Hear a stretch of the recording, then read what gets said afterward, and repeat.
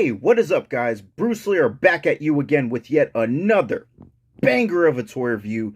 This time we have the DC Multiverse, both Green Lantern Alan Scott and Action Comics #1 Superman. Holy smokes, guys. These are, I don't even know, these are, I guess, the new deluxe edition figures. Let me see, they're called the McFarlane Collector's Edition. So, these guys are the real deal, I guess. So yeah, on the side right here, you have the nice silver right here for my boy Alan. And also on the side, you have where it says McFarlane Collector Edition Green Lantern Alan Scott from Day of Vengeance. And on the back right here, nice shot. That's Alex Ross's artwork. So it's pretty similar to basically the Build-A-Figure packaging. You know, it has like this extended box, but this one comes with a nice stand and a new baseball card. And we get some more accessories with him. I know he's from Day of Vengeance right here. And on for Superman, as same thing. As we all know, it's Superman's 85th anniversary. Happy birthday, Superman. And so, yeah. Superman Action Comics #1 right here. Classic cover. Action Comics #1. You know, the cover that made every little kid in 1938 go, holy crap, I gotta read this guy. So yeah, guys, that's pretty much it. We're not gonna waste any more time. Let's just crack these guys open already. And first up, we're gonna look at Alan Scott Green Lantern.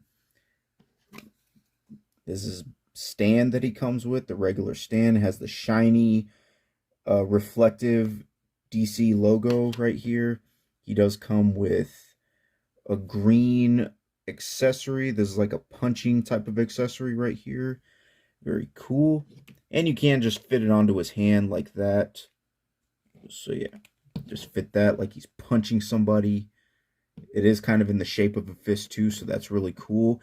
And he also does come with a lantern. His old school lantern, dude. Look at that. It's like a railroad lantern or something. But yeah, and that also just fits onto his hand like so. Very cool. I'm glad they gave him these accessories right over here. And one more thing that he does come with this really nice stand right here to hold his baseball card. You can see right here, it's just a hunk of plastic, you know, it's hollow plastic, but it is nice. Even the baseball card, look at that. Right there, it's reflective. Almost feels like, did you guys ever collect Yu-Gi-Oh cards as a kid? You know how there'd be regular cards and then there'd be like the hollow cards, you know, rares and ultra rares and stuff like that. Or ultimate rares, remember those? That's what this kind of feels like. It feels like I guess like a super rare or, you know, stuff like that. It just feels really cool, really nice. But yeah, we're going to go ahead and set these to the side right here. And we're just going to take a look at Alan Scott himself. Really nice figure, man. I got to say, Todd nailed it with the likeness and everything. Certainly looks a lot like Alan Scott. And then there's, of course, the logo right here. I still can't... He got this right, man. The old school logo and everything. The green pants. The boots. The green cape on the inside and purple on the outside. I know it looks blue on camera. It is actually purple. It's like a deep purple. But very, very cool. He is from a storyline called Day of Vengeance. I haven't read it. And this is a very young Alan Scott, which is kind of weird because I believe Alan Scott's supposed to be older in the Day of Vengeance story. I don't know. I haven't read it. It's supposed to be the build-up to Infinite Crisis. Haven't read it. From what I heard, I'm not missing much. It's not that good of a story. But, yeah, very cool, you know. It just shows you. I mean, heck, we got a young Jay Garrett, so we're getting closer and closer to eventually completing a JSA. Now, his articulation is pretty darn good. Head goes up.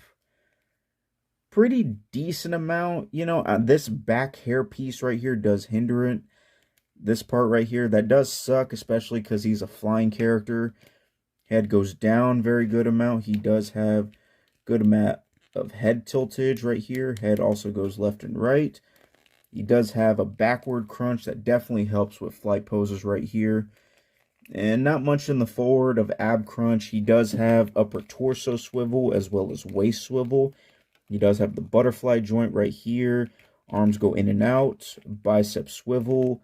Double jointed elbows right here. And you guys know this right here. The way how this moves, you know, you got the shake of the dice, depending on how the hand is positioned. You can turn it like that, whichever way you want. Legs go outward, they go forward. No upper thigh swivel. That sucks. Double jointed knees. No boot swivel. Ugh. I really wish this figure had boot swivel. Feet go up, down. They do have ankle pivot, toe articulation. Yeah, that's pretty much it, guys. Very solid figure, guys. I love this, man. I can't wait to compare him to other lanterns, but we got to get to the main event. All right, guys, let's get to the Man of Steel himself, Superman. Now, Superman does come with the same reflective base as Alan Scott Green Lantern. He does come with the same hollowed out piece of plastic right here with the baseball card. And if you guys want to read the back of the baseball card, you can pause it now. But he also does come with a couple extra accessories. He does come with a flight stand. It's the same flight stand that we've been given for Superman for literally since the Action Comics 1000 Superman back in 2019. Nice DC logo right here. This is pretty nice. But let's be honest, who's going to use this, right? I've explained it many times. It's just, it is what it is. He also does come with these chain accessories. Yeah, so basically they don't have, well, it does have kind of a hook on it, so I don't know if you can see that. It has these little hooks right here, so I guess it's supposed to just do that. I guess it's supposed to do something like that. You know, you interlink this and that, and then boom, and yeah. I guess that's how it's supposed to work, and I guess you're just supposed to wrap it around Superman, make it look like he's literally breaking steel.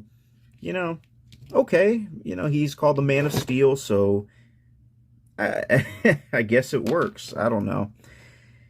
Yeah, I don't know. I just really wanted the figure more than anything else because it's Action Comics #1 Superman. It's literally, gosh, have we ever had an Action Comics #1 Superman in action figure form?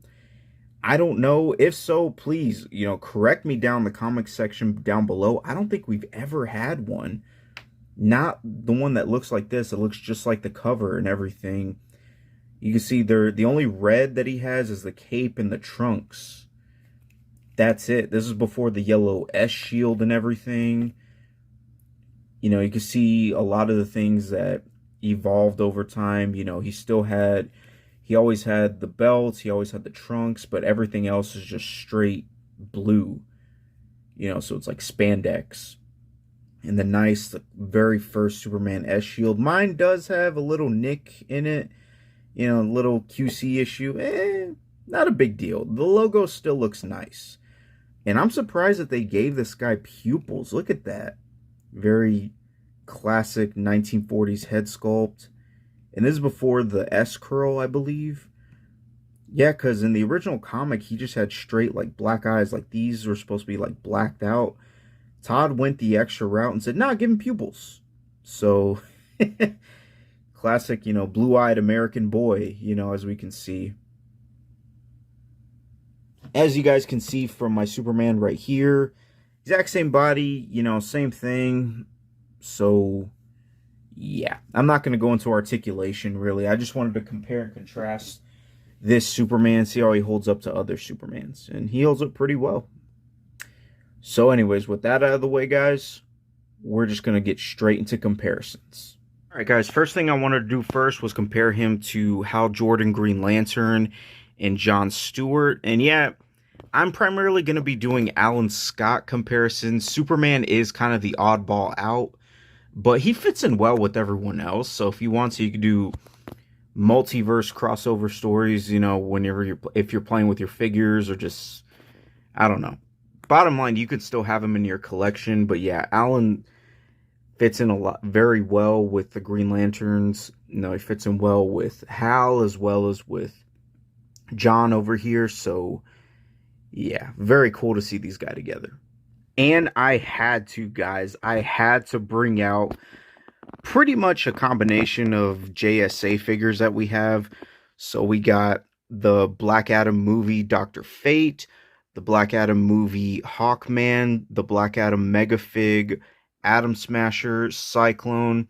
We got good old Jay Garrett right behind him, and then we have Alan Scott. This looks awesome. Oh my gosh, man. Again, the playability factor is high. You can have them with the JSA. You can have them with the other lanterns.